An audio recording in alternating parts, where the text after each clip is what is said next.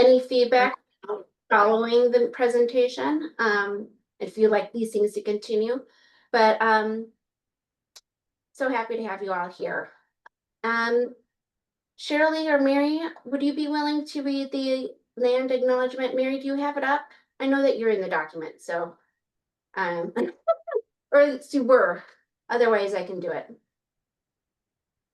Thanks, Sarah. I'm happy to read it. Perfect, thanks. Thank you.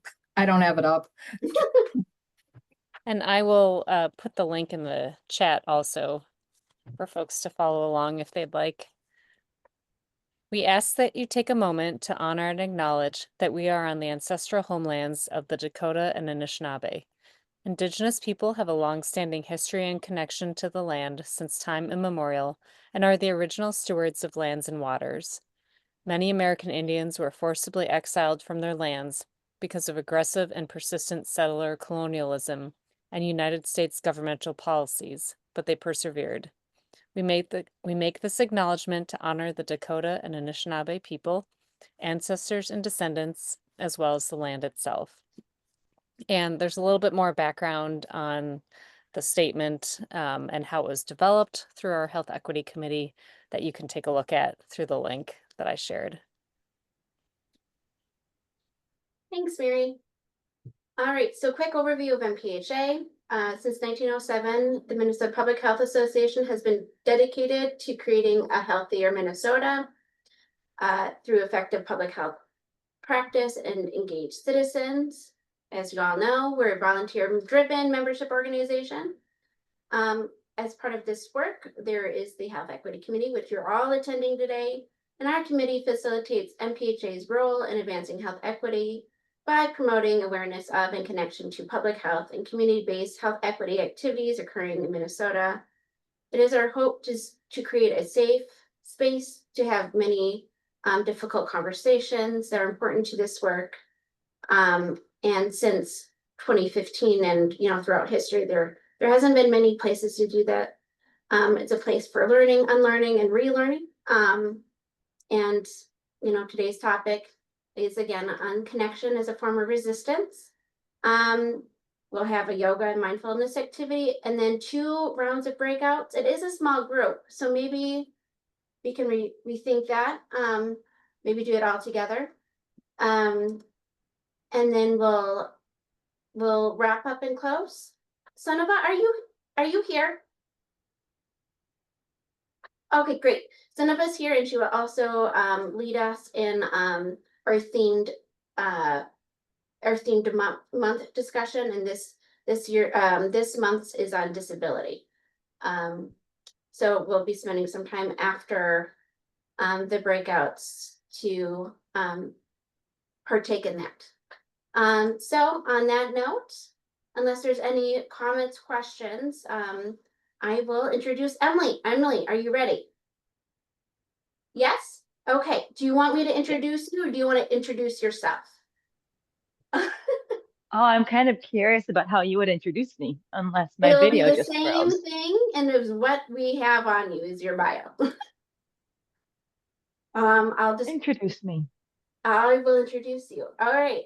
Emily is a national board certified health and wellness coach, yoga therapist, pain specialist, certified functional nutrition consultant, master transformational coach, and award-winning speaker. She brings a wealth of expertise to her practice. So for today, she will help lead us in a short and gentle session to experience embodied connection and resiliency on the theme of connection, and to really build and help us be in a more authentic state than we may have been in when we first arrived. So Emily, really so happy to have you join us today again. She led a wonderful session back in January. So I'll pass it over to you. Thanks. Oh, and she's only recording her session. And we will stop recording following the presentation. So to create that safe space for our breakouts. And okay, on that note, Emily, take it away. And I even just spotlit myself, which means I'm only recording me. So as you are ready and feel comfortable, ooh, feel like the camera zoomed in a little when I did that. Here we go. As you feel ready, if it feels comfortable today, I would invite you to close your eyes, but feel free to keep your eyes open. And if that's your choice, find something either kind of plain to let your gaze rest on or something calming. For now, we're going to let that thing be as it is. We'll either close our eyes or if you have your eyes open, start to soften your gaze by first trying to bring your attention to the farthest outside peripheral edges. And you may start to experience what's in front of you seem a little softer, or even a little blurry. And from there, start to turn your attention inward for a moment. And as we're doing this, we're not trying to clear the mind in a performative way or try to become centered because we think that's the new cool thing.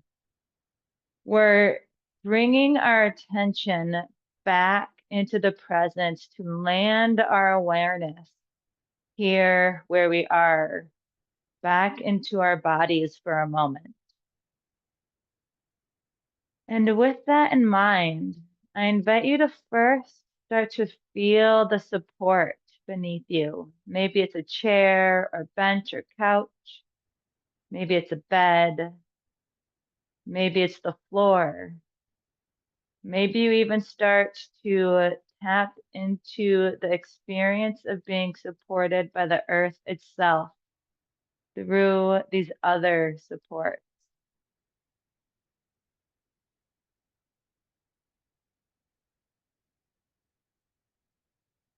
And as we're here, feel free to open your eyes at any time, but if it feels all right, I would encourage you to keep them closed a little bit longer.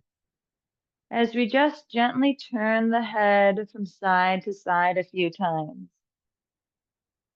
experiencing the muscles, the tissues in our neck, probably down into the shoulders and back, maybe even up into the jaw or the back of the head.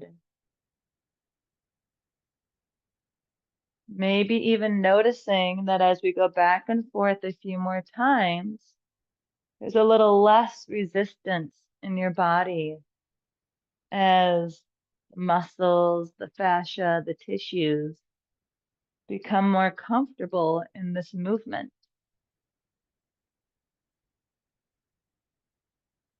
And then when you complete the set that you're on, we'll bring our head to face forward. And 3 times, I invite you to inhale, squeeze your shoulders as high up to your ears as they'll go. And exhale, either drop or even press them down. And we'll do that again as we squeeze the shoulders up towards the ears. Maybe make gentle fists with your hands. On your next exhale, releasing all of that tension and holding. And we'll do that one more time. A deep inhale, maybe a little deeper than before. And a complete exhale. And wherever you are, if you're leaning back against the chair, I'd invite you to scoot just a little bit further forward. If you're sitting, the point is just to have a little space between yourself and the backrest or what you might have been leaning against. As we're just going to wake up the spine by first inhaling, lifting the sternum up towards the ceiling and sky. And then as we exhale, we're going to bring the base of our rib cage and our pubic bone closer together as we round the back. And some people like to use their arms as support, gently pressing into their thighs or what they're sitting on as they lift the sternum on the inhale. And exhaling, maybe leaning into the arms with gently bent elbows on the exhale. And we'll do this one more time. As we're bringing this movement into the spine, we're actually increasing our breath capacity with an increased movement in the lungs and in the rib cage. And after your exhale, we'll come to center. And the last thing we'll do is just a gentle twist, bringing your left hand across to your right leg. And you don't even have to turn very far. And just notice the sensations in your body. Notice if it feels like there's resistance in your body.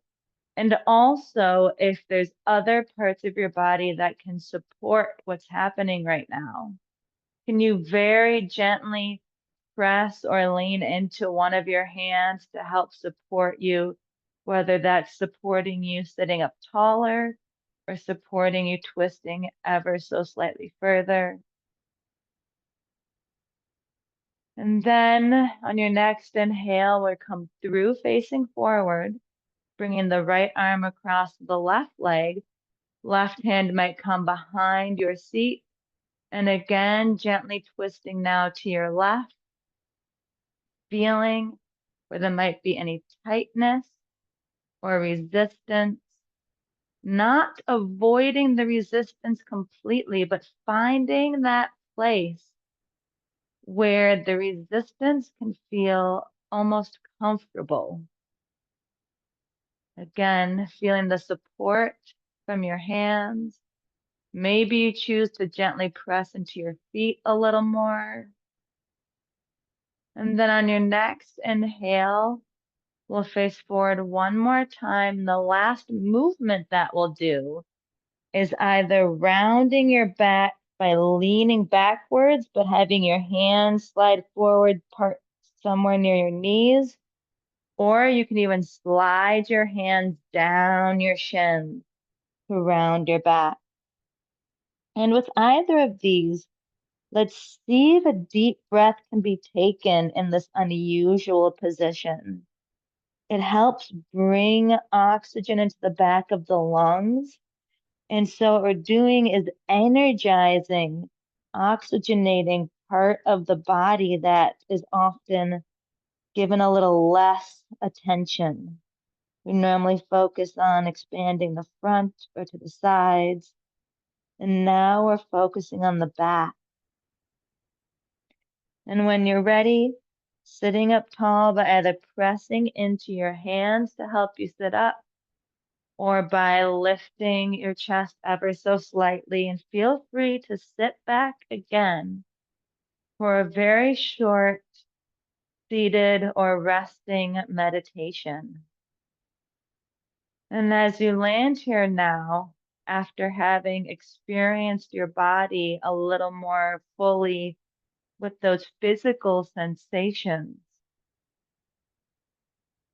maybe just notice if there's anything to notice in your body.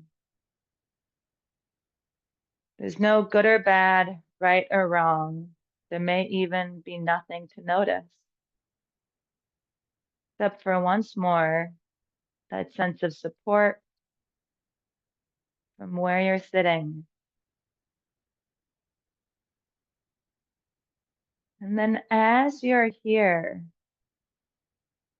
really being connected with yourself, noticing your breath a little bit more. We've already begun a version of soft resistance in a world and society that almost seems created or bent on keeping us disconnected from ourselves, keeping us distracted. Taking this moment to land back within this body that you're living in, within this space that you're living in, is already an act of resistance.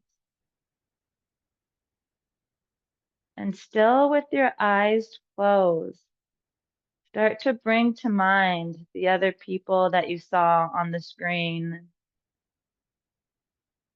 Those other people who chose to show up when they could have gone somewhere else today or done something else.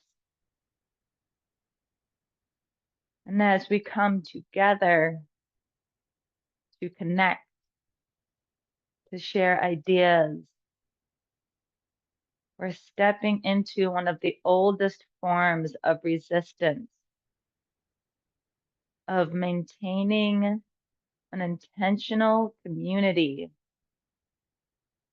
especially one here to work for the community rather than for themselves alone.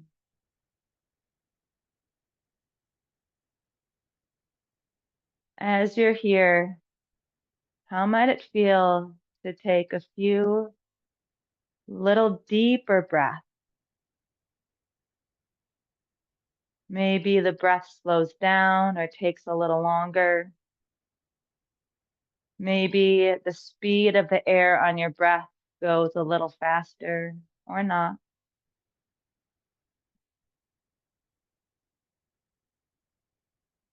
And maybe even with each breath, as you breathe in the support of the fresh oxygen, you can also breathe out that which you're ready to let go of or set down.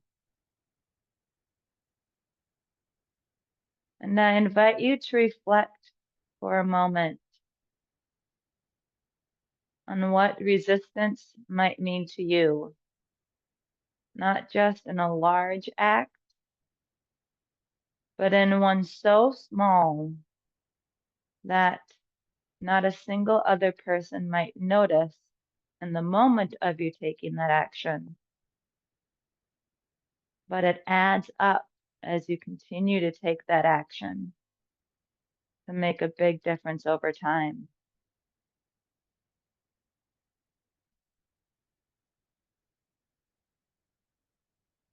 And knowing that one of the most powerful supports for resistance, for change, is connection. It is when we work in connection that we go farther. For when we feel isolated, it's easier to stop before the change is able to happen. And when we work in connection, it's true that every action we take has a greater impact as well. We'll take a last moment here, feeling grounded, feeling that support, especially underneath our feet, and while maintaining that sense of landing here, becoming aware of the web of connection, starting with those who came and arrived live,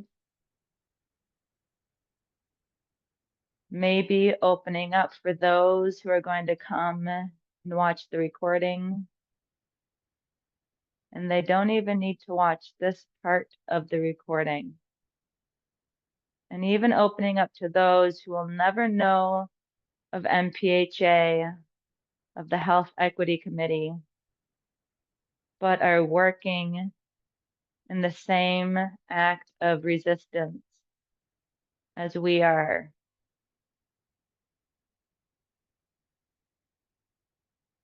Simultaneously feeling yourself and your place in this web.